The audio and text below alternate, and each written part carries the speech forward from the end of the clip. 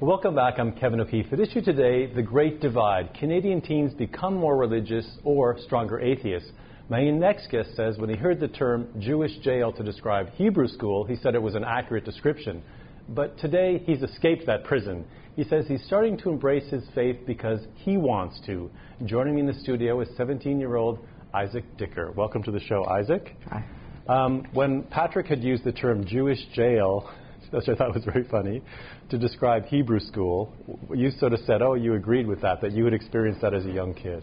Yeah, it's basically you're very, very, very young. You're woken up early on a Sunday morning and you're forced into a car, you're driven over to your Hebrew school, dropped off, and you're told all about, well, what your religion is or what is going to be your religion, because you've not really accepted it or really chosen it yet, but you're taught all the stories from the Bible, and it's really every kid's worst nightmare when you're about 7 or 8 or very, very young. You didn't remove it? It's very not fun. So, and I understand you got to middle school. Yeah. And you really had to sort of decided at a very young age that Judaism was not sort of going to work. Yeah, again, it's the same. You get a very negative impression at first. What do you mean, a negative impression? Well, if something's forced upon you, you generally will, especially at an age where you're 13, 14, you start saying, no, I want everything my own way, and it just doesn't make sense that everything's been forced upon you. So you start to drift away from it at first. I found I drifted very far from it, where I was even just saying, no, it can't be, it's awful. And you lost your faith in God entirely? Entirely. It was a weird part of my life, where it's the common fad was that, where everybody was like, yeah, I don't believe in it, it's fine. It was interesting. Well, what did your friends think of that? Were they supportive? A lot of them were very the same. The belief really faded for a lot of people, I feel, at that age, and it just, there wasn't anything there. You're finally brought into this world of science and all these amazing new discoveries, and you're constantly on the internet where everything is right and you know everything, but you know nothing truly. You make all these opinions without real backing to it. A little bit of knowledge is a dangerous thing. Yeah. At some point, though, you returned to Judaism. Yeah. What got you to return? Well, again, it was the same thing. I found as if you go further on learning more about the world, you learn how much we'll never know, how much it's impossible to know, how much, you can't know. You go back all the way and you think, what's before this? What was before that? What was before that? You eventually get to the Big Bang theory, and then you stop. You hit a wall. There's nothing there. And the idea of nothingness is absurd.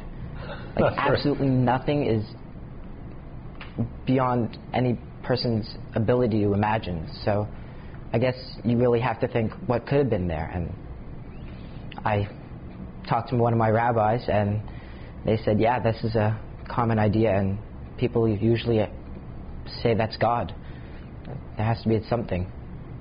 One thing always intrigued me about Judaism is this idea of wrestling with God and having doubt, where in some faith traditions that's not terribly cool. Yeah. Explain to me in Judaism, why is that okay, that wrestling with God and arguing with God? Well, it actually goes all the way back to it goes all the way back to the Bible, where to be a people of Israel itself, Israel, is to struggle with God. It's right in the name of my people. So, talking about struggles within the Jewish community, assimilation is a struggle that they have in terms of people losing their faith, and are you surrounded by mostly Jewish friends, or do you have diversity in your Jewish friends, and does that challenge your faith?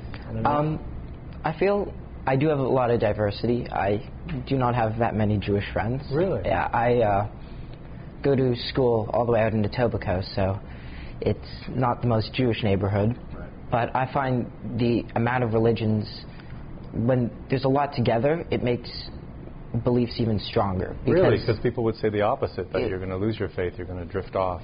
It's all the same God, with three major religions, which you'll see in Toronto. So explain that to me. Well, being Jewish, you have one God, and then in the very beginning, with the forefathers of Judaism, Isaac and Ishmael were brothers, and Ishmael is one of the leaders of being Muslim, of the Muslim faith.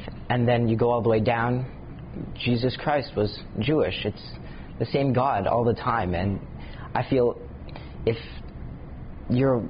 even though it's just a different idea, it's still the same God, and that's what the faith is all about.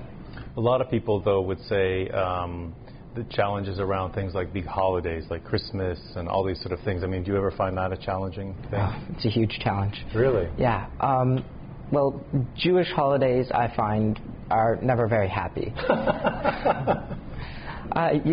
You get to a holiday, it'll be around Christmas time, everybody's thinking about Santa Claus and how amazing it is, and then there's all the Christmas specials on when you're a child, and everybody's dancing around the tree, and then you have a Hanukkah special, which there's only one I can ever think about, which was the Rugrats.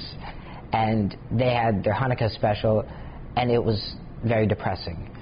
There was a rabbi that I liked who said, "I have a little dreidel, cannot compete with Handel's Messiah."